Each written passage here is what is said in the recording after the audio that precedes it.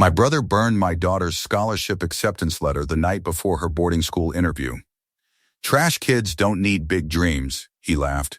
My parents agreed. Her place is here, helping your sister's children. I picked up the ashes, took my daughter's hand, and said, "Get your coat." What I did next made sure they never spoke to her like that again. The letter was on the mantel at 6:15 p.m. By 6:22, it was in the fireplace. 7 minutes between a future and a pile of ash.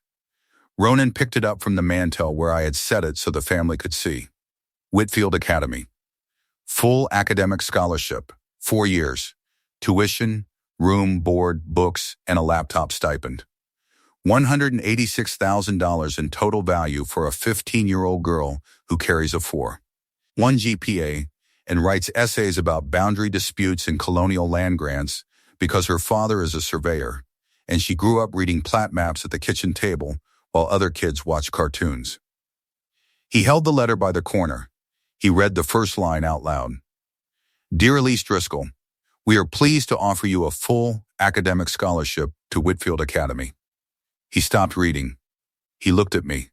He looked at Elise, who was sitting on the couch in her school uniform because she had come straight from practice, still wearing the polo with the crest and the skirt she irons herself every morning, because she learned at 12 that nobody in this family was going to iron it for her. Then Ronan walked to the fireplace. He pulled a lighter from his jacket pocket. Not a match. Not a candle lighter. A Bic lighter he had bought at a gas station on the way to dinner. I did not know that then. I found the receipt later. Time-stamped 4:47 p.m. $1.29. He planned this before he arrived. He walked into our parents' house with a lighter in his pocket and the intention to burn his niece's scholarship letter in front of her face. He held the flame to the bottom corner. The paper caught. The Whitfield Academy letterhead curled and blackened, and the words full academic scholarship turned orange and then gray and then nothing. The letter burned in 11 seconds. Ronan held it until the flame reached his fingers, and then he dropped it into the fireplace grate, and the last piece, the signature of the admissions director, landed on the iron and glowed for 3 seconds and went dark. Trash kids do not need big dreams, he said. He was smiling. My mother Judith was in the armchair. She watched the letter burn. She did not stand. She did not reach for it. She watched it the way she watches everything Ronan does, with the specific approval of a mother who decided 37 years ago which child was the investment and which was the overhead. She looked at me and she said the sentence that had been waiting behind her teeth since the day Elise received the letter 4 days ago. Her place is here, Callan, helping your sister's children. Brenna has 3 kids under 8 and no help. You are going to send Elise away to some fancy school so she can pretend she is better than the people who raised her? She is a babysitter. That is her job in this family. That is all she has ever been. My father Milt was in the kitchen doorway, holding a glass of iced tea. He watched the letter burn through the pass-through window. He took a sip. He walked back to the kitchen. That was Milt's contribution to the destruction of his granddaughter's future. A sip of tea and a retreating back. Brenna was not in the room. She was on speakerphone. Judith had called her before we arrived.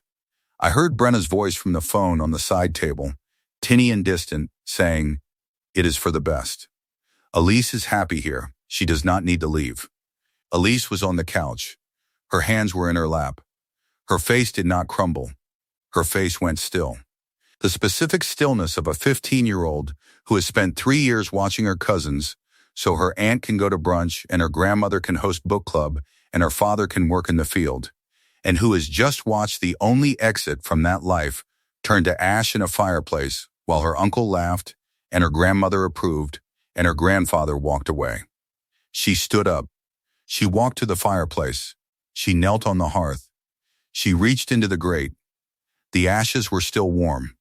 She picked up a pinch of gray paper and she held it in her palm, and she looked at it the way she looks at evidence, the way I taught her to look at evidence, the way a surveyor's daughter examines a boundary marker before she records its coordinates.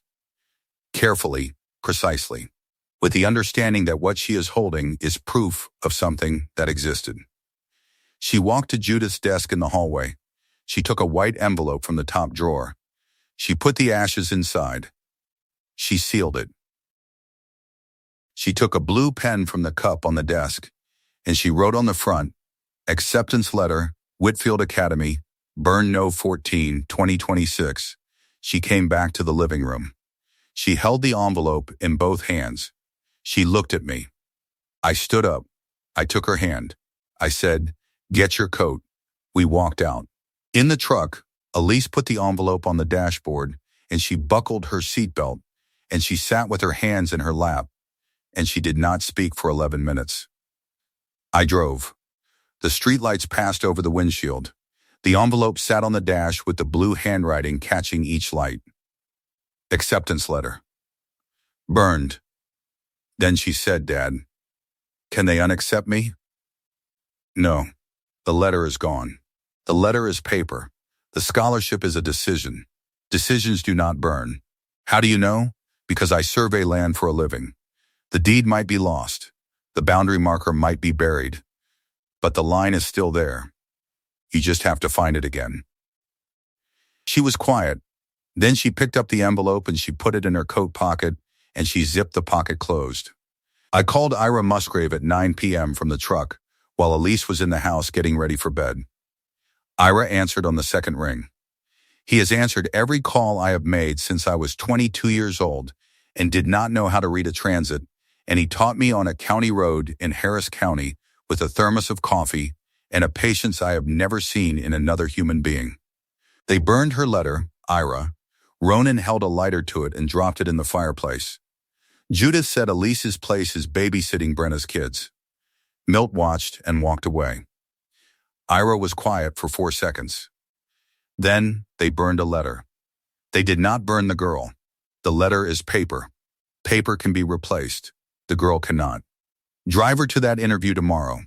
The interview is at 10 a.m. The letter is ash. Then she brings the ash. She walks into that room and she puts the envelope on the table and she tells them what happened. The ashes are her opening statement. No admissions director in the country turns away a child who carries the ashes of her own future in her pocket and still shows up. If you are watching Family Secret Tales for the first time, welcome. This is not a story about a burned letter.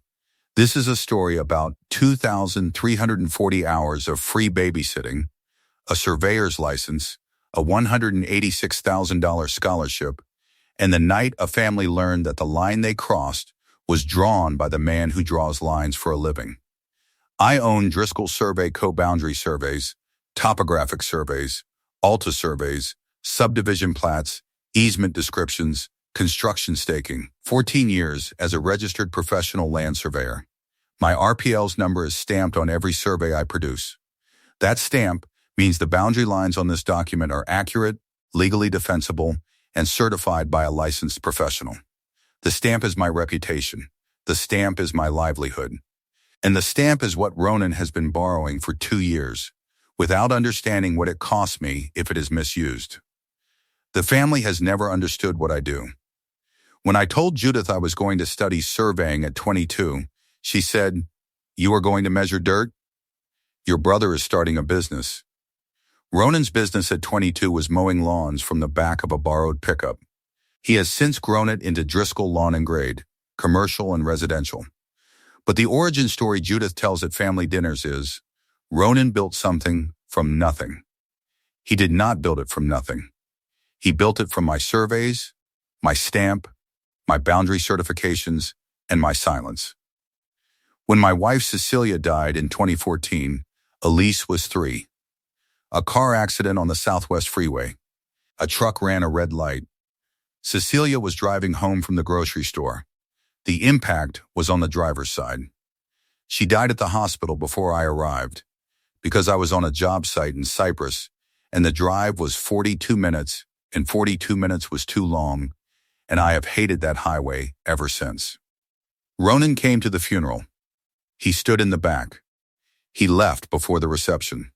He told Milt in the parking lot, "Callan needs to get it together. He has a kid now, get it together." My wife was dead for 6 hours and my brother's advice was to get it together. He said it the way he says everything, like a man who has never been broken and does not understand why other people take so long to reassemble. When Elise was 5, I asked Judith if she could watch her on Tuesday afternoons so I could take a field job in Fort Bend County. Judith said, "I will watch her if you contribute to the household." $200 a month. I paid. By the time Elise was 12, the amount was $350, and the arrangement had expanded from Tuesday afternoons to full after-school coverage, which Judith described as care, and which turned out to be Elise walking to Brenna's house and watching 3 children for free. When Elise was 10, she won the school science fair with a project on surveying methods. She built a transit out of cardboard and fishing line, and she used it to measure the angle between 2 trees in the schoolyard, and she calculated the distance using trigonometry she taught herself from a textbook I left on the kitchen table. The teacher called me. She said, "Mr. Driscoll, your daughter's project is the most sophisticated entry I have seen in 12 years of judging this fair." I told Judith at Easter. Judith said, "That is nice." Brenna's Kieran made the soccer team. A 10-year-old builds a working transit and measures distance with trigonometry. A 7-year-old makes a soccer team. In the Driscoll family, the soccer team is the headline. When Elise was 13, I asked if she was happy at Brenna's after school. She said, "I do not mind the kids. But Nola hits and nobody tells her to stop, and Kieran calls me the helper, and Brenna does not come home until 6:30 even though she gets off at 5:30 because she goes to the gym first." Brenna was going to the gym for an hour while my daughter watched her 3 children. An hour of free childcare so Brenna could use a treadmill. I did not say anything then. I should have. Ronan has never given Elise a birthday present. Not a card, not a text, not a phone call. In 15 years, Elise has received exactly 0 acknowledgments from her uncle that she exists outside of the role assigned to her by the family, the helper. The quiet girl who watches the kids and does not complain and does not ask for money and does not have big dreams because trash kids do not need big dreams. That is the phrase he chose. Trash kids. About a girl with a 4.1 GPA who built a transit out of cardboard and taught herself trigonometry at 10 and earned a $186,000 scholarship at 15. Trash. Ronan runs Driscoll Lawn and Grade. Commercial and residential. For residential jobs, no survey needed. For commercial jobs with setback requirements or easement adjacency, he needs a certified boundary survey stamped by an RPLs. He does not have an RPLs. I do. For 2 years, I have been stamping his boundary surveys as a family courtesy. He brings me field notes his crew collects. I review them, adjust for error, produce the plat, stamp it. I do not charge him. He does not thank me. He calls me the dirt measurer, and last Thanksgiving told Milt's fishing friends that surveyors are human tape measures with sunburns. He said that while 3 of his active contracts depended on my stamp. Subscribe to Family Secret Tales if you have ever held the stamp and watched the person who needs it burn something that belongs to you. The babysitting is the number underneath the fire. The number that turns a burned letter from cruelty into economics. Elise started watching Brenna's kids after school in 2023. She was 12. Brenna has 3 children, Kieran, Nola, and Baby Wells. Brenna works at a dental office in the medical center. She finishes at 5:30 but does not arrive home until 6:15 or 6:30 because she goes to the gym or stops at Target or takes a phone call in the parking lot that is never about anything urgent. Dex travels for construction management 4 days a week. The math was simple and the math was exploitative. Elise gets off school at 3:15. Brenna's kids get picked up from daycare at 3:00 by Judith, who drops them at Brenna's house. Elise walks from school to Brenna's house, 8 blocks, and watches 3 children until Brenna gets home. 3 hours a day, 5 days a week, 15 hours a week. Plus weekends when Brenna asks for just a couple hours Saturday, which is 4 hours, and Sunday morning so I can go to spin class, which is 3 more. Average total, 18 to 20 hours a week. I used 15 for the calculation because I am a surveyor, and I use conservative measurements because overstating a boundary can cost a client their property, and I was not going to overstate my daughter's labor, even though the real number is higher. 156 weeks, 15 hours per week, 2,340 hours. At Texas minimum wage of $7.25 per hour, $16,965. At the going rate for a teenage babysitter in Houston, $28,080 to $35,100. At any rate above zero, more than what Elise received. Elise was paid nothing. Zero, Brenna told Judith, Elise loves the kids. She does not need to be paid. It is family. Elise does not love the kids. Elise specifically does not love Nola, who hits without consequence and once threw a sippy cup at Elise's face and left a bruise under her left eye that Elise told me was from a volleyball at school, because she knew that if she told me the truth, I would pull her out of the arrangement and Brenna would have to pay for childcare. And Judith would call Elise ungrateful. My daughter lied about a bruise to protect the system that bruised her. She was 13. I did not know it was unpaid until October 2026. I thought Judith was paying Elise from the $350 I send monthly for Elise's after-school care. Judith told me $350 a month covers her snacks, rides, and a little pocket money. The $350 did not go to Elise. Not a dollar of it. The $350 went to Judith. For brokering the arrangement. For managing the pipeline between a father who pays and a daughter who works and a sister who profits. $350 a month for 3 years. $12,600. Paid by me to Judith for care that was my daughter's free labor. I almost called Judith that night and read her every receipt and every hour and every $0 pay stub that does not exist, because you do not get pay stubs for work that nobody acknowledges as work. The thing that stopped me was the envelope. It was on Elise's nightstand. White sealed blue ink. She had placed it next to her alarm clock and her interview outfit, which she had laid out on the chair the way she lays everything out, organized, deliberate, ready. The ashes were ready. The girl was ready. The line was about to be drawn. Subscribe to Family Secret Tales and stay with me, because the interview is where the ashes became the story. Ira met us at a diner on FM 1960 at 6 a.m. He drove 30 minutes in the dark because Ira does not let people he mentored walk into important rooms without breakfast. He bought Elise pancakes, scrambled eggs, orange juice, and a side of bacon that she ate methodically, fork in one hand, envelope in the other. Because she was rehearsing what she was going to say, and the envelope was her script. Not the words on the outside, the contents inside, the ashes. Ira looked at the envelope on the formica next to the syrup dispenser. He said, "You are going to walk into that room and tell them the truth. The whole truth. Not the version that makes your family look reasonable. The version that includes the lighter and the fireplace and your uncle's laugh." Elise said, "What if they think I am making it up?" Ira pointed at the envelope with his coffee spoon. "That is not made up. That is ash. Ash does not lie. Ash is what is left after someone tries to destroy something and fails. You are the proof it failed. What if they feel sorry for me? I do not want pity. Then do not ask for it. Walk in. Sit down. Tell them what happened.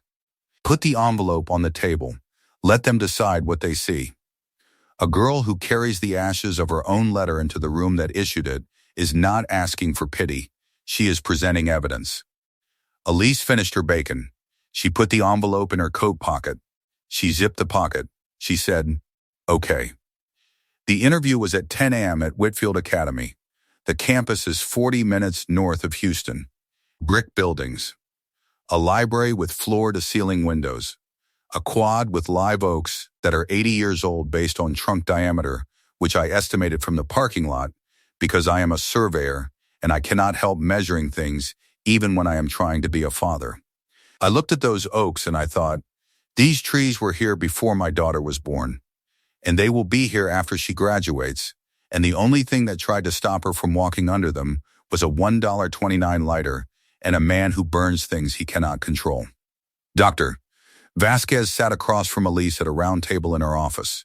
Bookshelves. A window overlooking the quad.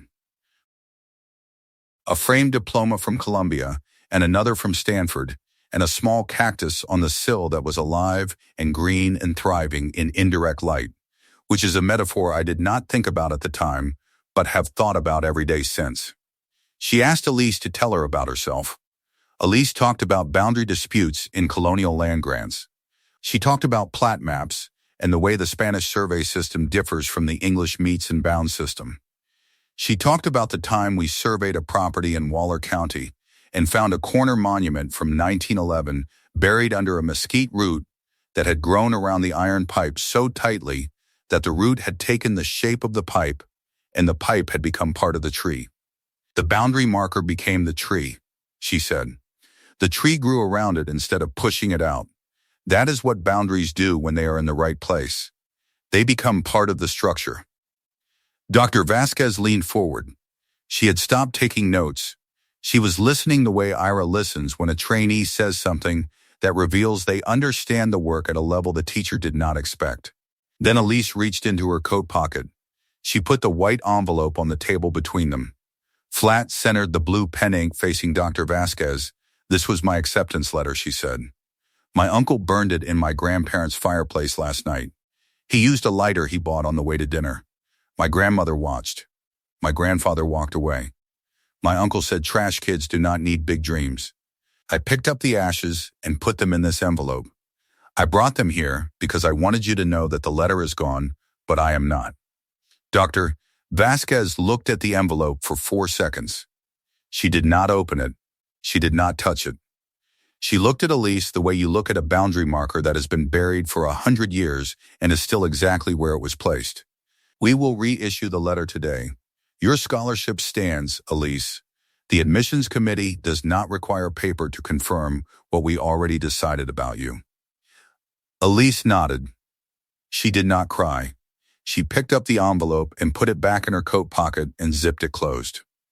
She said, "Thank you." We walked out. In the hallway, she said, "Dad, can we get lunch?" She was 15. She had carried ashes into a room and told the truth, and the truth had held. And she wanted lunch. We got lunch. Ira paid. He said, "Surveyors buy lunch on good days." It was a good day. I almost broke in the parking lot at Whitfield after Elise went to use the restroom inside the diner. The thing that stopped me was the oak trees visible through the window. 80 years old. Still standing. Still growing. A tree does not care who tried to burn the forest. It grows anyway. My daughter was the tree. The letter was a leaf. Leaves burn. Trees do not. The receipt in Ronan's jacket told me the fire was not an impulse. It was a plan. And the plan started with a phone call from Brenna. 3 days after the interview, I drove to my parents' house while they were at church. Milt leaves the back door unlocked because he has been leaving the back door unlocked for 40 years, and nobody has told him to stop. I walked into the living room. The fireplace was cold. The grate had been cleaned. The ashes were gone. Judith had swept them out the morning after the burn because Judith cleans evidence the way she cleans kitchens, thoroughly before guests arrive. But Ronan's jacket was on the hook by the door. The receipt was in the breast pocket. Buc-ee's, November 14th, 4:47 p.m. 1 Bic lighter. $1.29. He bought the lighter 3 minutes before dinner. He drove to the gas station, purchased a tool specifically for burning, and drove to our parents' house with the lighter in his jacket and the intention in his chest. I called Brenna's cell from the parents' driveway. She answered. "Did you call Mom the morning Ronan burned the letter?" 3 seconds. "Callan, it was not like that. Did you call her?" I mentioned that daycare for 3 kids is $3,600 a month if Elise leaves. I was not telling her to do anything. I was expressing concern. You expressed concern at 9 a.m. Judith called Ronan before noon. Ronan bought a lighter at 4:47 p.m. By 6:22 p.m. the letter was burning. That is a 9-hour chain from your phone call to my daughter's scholarship in a fireplace. That is not concern, Brenna. That is a conspiracy to destroy a child's future to preserve your free childcare. She hung up. The next morning I canceled the mortgage auto pay. $1,680 a month for 4 years. 80,640 total. One click. Brenna and Dex's 3-bedroom house on Bel Air Boulevard, the house where Elise spent 2,340 hours watching 3 children for free, the house I helped finance because Brenna needs stability, was now Brenna's problem. I emailed the Texas Board of Professional Land Surveyors and formally withdrew my consent for Ronan to submit surveys under my RPL stamp. Effective immediately. Every active boundary survey Ronan had in progress became uncertified overnight. 3 commercial contracts, $42,000 in billable work. A landscape contractor without a valid survey stamp is a contractor who cannot certify setback compliance, which means the building inspector rejects the site plan, which means the project stops, which means the developer calls the contractor, which means the contractor has to explain why the stamp that was on the survey yesterday is no longer available today. The developer on the River Oaks project called me on November 20th, a man named Schaefer. He was direct. Mr. Driscoll, I have a boundary certification submitted by Driscoll Lawn and Grade with your RPL's number. Can you confirm this is your work? I did not stamp that survey. My license is not available for Ronan Driscoll's use. Any survey submitted under my RPL stamp after November 15th is unauthorized.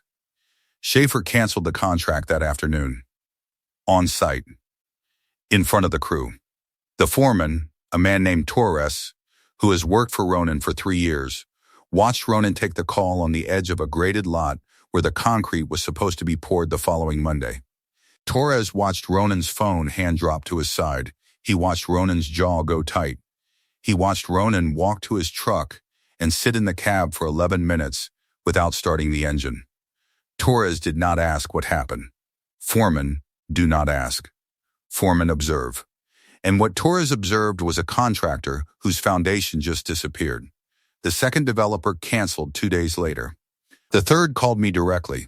Are you available to certify a boundary for a project Driscoll Lawn was handling? I said I am available, but not for projects associated with Driscoll Lawn and Grade. The developer thanked me and hired a different surveyor. The word moved through the commercial landscaping network the way survey coordinates move through a database, quietly, permanently, and with precision. By mid-December, 3 of Ronan's 5 regular clients had requested verification of his survey certifications. 2 of them switched to competitors. The man who called me a dirt measurer was learning what dirt measures cost when the measurer stops measuring. Ronan showed up at my door on December 5th. 3 weeks after the burn. He knocked twice. Hard, the knock of a man who is used to being the loudest thing in the room. I opened the door. He was not laughing. The lighter was not in his jacket. The smile that had burned my daughter's letter was gone, replaced by the tight jaw of a man whose commercial contracts have collapsed and whose stamp is unsigned and whose brother is not answering his calls. You pulled my stamp. 3 contracts dead. Torres is asking questions. The River Oaks developer is threatening to sue.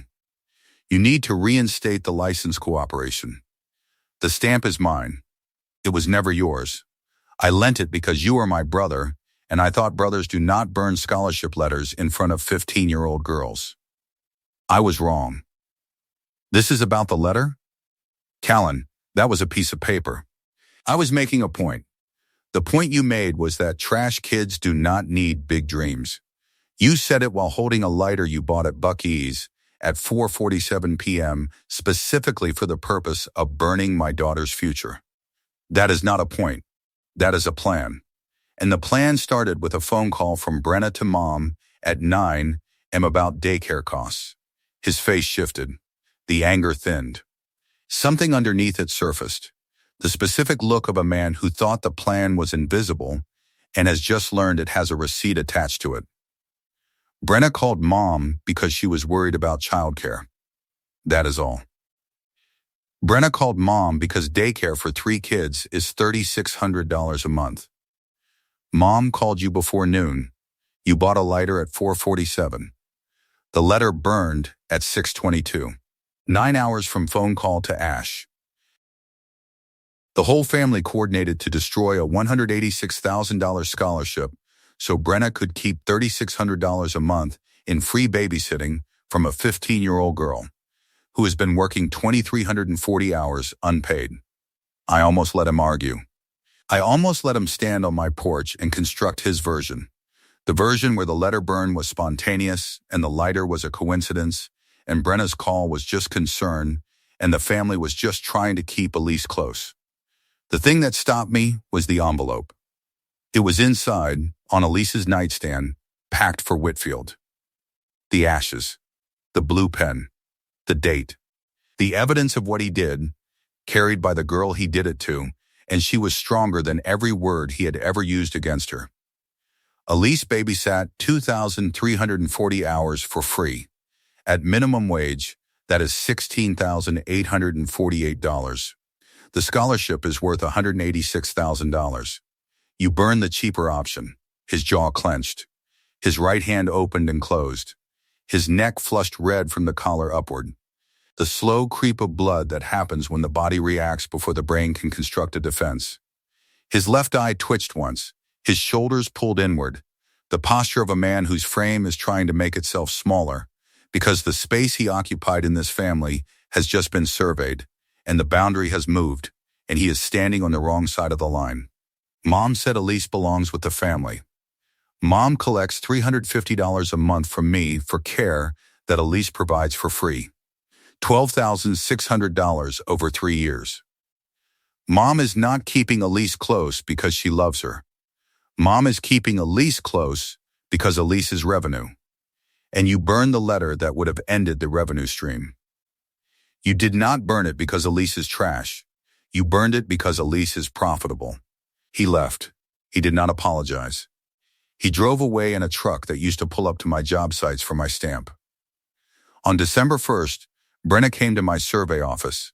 She brought all 3 kids. Kieran was holding a juice box in one hand and a stuffed dinosaur in the other.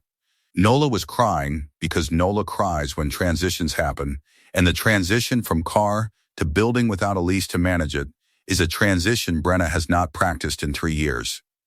Wells was asleep in his car seat, which Brenna set on the waiting room chair next to the stack of surveyor trade magazines nobody reads. My office manager, Paloma, looked up from her desk. She looked at the 3 children. She looked at me. She said nothing. Paloma has worked for me for 6 years. She has seen clients argue over 6 inches of property line. She has seen developers shout about easement widths. She knows when a boundary dispute is about to happen in her waiting room. Brenna stood at my desk with Nola on her hip and said, "Who is going to watch them after school now? Daycare for 3 kids is $3,600 a month, Callan. You are taking their caretaker away. Elise loves those kids. She chose to be there. Elise did not choose to be there, Brenna. She was 12 when you started using her. She was told to walk 8 blocks after school every day and watch your children until you finished your gym session and your Target run and your parking lot phone calls and decided to come home an hour after your shift ended. She was not paid. She was not asked. She was assigned. And when she earned a scholarship, that would have freed her from the assignment. You called Mom at 9 a.m., and Mom called Ronan, and Ronan bought a lighter, and the assignment became permanent. That is not what happened. I was expressing concern about childcare. You were expressing concern about $3,600 a month. That is the cost of daycare for 3 kids. Elise was your $0 solution. When the scholarship threatened to remove the solution, you activated the family chain, Brenna to Judith to Ronan to lighter to fireplace. 9 hours from your concern to my daughter's ashes. Your children are your responsibility, Brenna. Their caretaker was my 15-year-old daughter, and you paid her nothing for 2,340 hours, and now you are standing in my office with 3 kids and asking me who is going to watch them. The answer is you. You are going to watch them, or you are going to pay someone to watch them, but you are not going to use my daughter as free labor so you can go to spin class. Brenna picked up the car seat. She took Nola's hand. Kieran followed with his juice box, leaving a small trail of drips on the floor that Paloma wiped without comment. The door closed. Paloma looked at me across the reception desk. I have the babysitting hours calculated if you need them for anything, she said. 15 hours a week times 156 weeks. I did the math while she was talking. What did you get? 340. Same number you got. Good employees count, Mr. Driscoll. I canceled the mortgage auto pay the morning after the burn. $2,680 a month for 4 years. $80,640 total. Brenna and Dex's 3-bedroom on Bel Air Boulevard. The house where Elise spent 2,340 hours watching children who were not hers so her aunt could use a treadmill, and her grandmother could collect $350, and her uncle could laugh about dirt measurers at Thanksgiving while his commercial contracts ran on a dirt measurer's stamp. The mortgage company sent a 60-day notice. Dex called me from a job site in Beaumont. Callan, the mortgage payment bounced. Brenna says you canceled. What is going on? Your wife organized the burning of my daughter's scholarship letter so Elise would stay in Houston and keep watching your kids for free. Your mortgage was my payment for 4 years. $80,640. The payment is canceled. The mortgage is your responsibility now. Dex was quiet for 6 seconds. Then, I did not know about the letter. You did not know because you travel 4 days a week and your wife makes decisions while you are on a site in Beaumont. But the decision she made this time cost your family $80,640 in mortgage support and my daughter's access to $186,000 in education. Ask Brenna about the phone call to Judith. Ask her about 9 a.m. on November 14th. And ask her, who is going to watch your kids now? He hung up. Dex and Brenna had their first visible argument that weekend. I know because Judith called me to say you are tearing this family apart, and in the background I could hear Dex's voice, low and angry, saying, you told your mother to have your brother burn a child's letter? Judith called once. Mid-December, I answered. You have torn this family apart, Callan. You billed me $12,600 for my daughter's free labor. Mom, you took $350 a month and told me it was for Elise's care, and you kept it. While Elise worked 15 hours a week at Brenna's for nothing. While you told me she was happy. While Ronan planned the burn so she would never leave. She was helping. That is what families do. She was working. That is what employees do. Employees get paid. Families do not burn letters. She hung up. She has not called since. The $350 Zelle stopped the morning after the burn. $12,600 over 3 years. The pipeline that funded Judith's management of a labor arrangement she never disclosed to the father paying for it. Gone. Milt has not called. Not once. The man who watched his granddaughter's letter burn through a kitchen pass-through while sipping iced tea has not found a single word. Some men spend their entire lives in the kitchen doorway watching things happen to people in the other room and calling it neutrality. It is not neutrality. It is permission with a glass of tea. Here is the part that stays after the stamp is pulled and the mortgage is canceled and the pipeline is dry and the lighter receipt sits in a kitchen drawer as evidence of premeditation. Ronan sits in his parents' living room in December. The fireplace is cold. The grate has been swept clean by Judith, who cleans evidence the way she cleans kitchens, thoroughly, before anyone arrives. But the ashes are not there. Elise took them. She knelt on the hearth on the night of November 14th, and she picked them up with her hands and she put them in an envelope, and she carried them 400 miles north and pinned them to a corkboard in a dorm room that cost $46,500 a year and that she earned with a 4. 1 GPA and an essay about boundary disputes and a pair of hands that can hold a transit and a measuring rod and an envelope full of ash without shaking. The fireplace holds nothing now. No letter, no scholarship, no future to burn. Just iron and brick and the faint smell of lighter fluid that has been absorbed into the mortar and will remain there for years because some things, once burned into a structure, do not leave. The smell is invisible. The damage is not. Ronan knows this now. He knows it every time he walks into the living room and looks at the grate and remembers the 11 seconds it took for a $186,000 scholarship to turn gray, and the laugh that came out of his mouth, and the sound it made in a room that does not laugh anymore. Brenna's couch is empty at 3:15 every afternoon.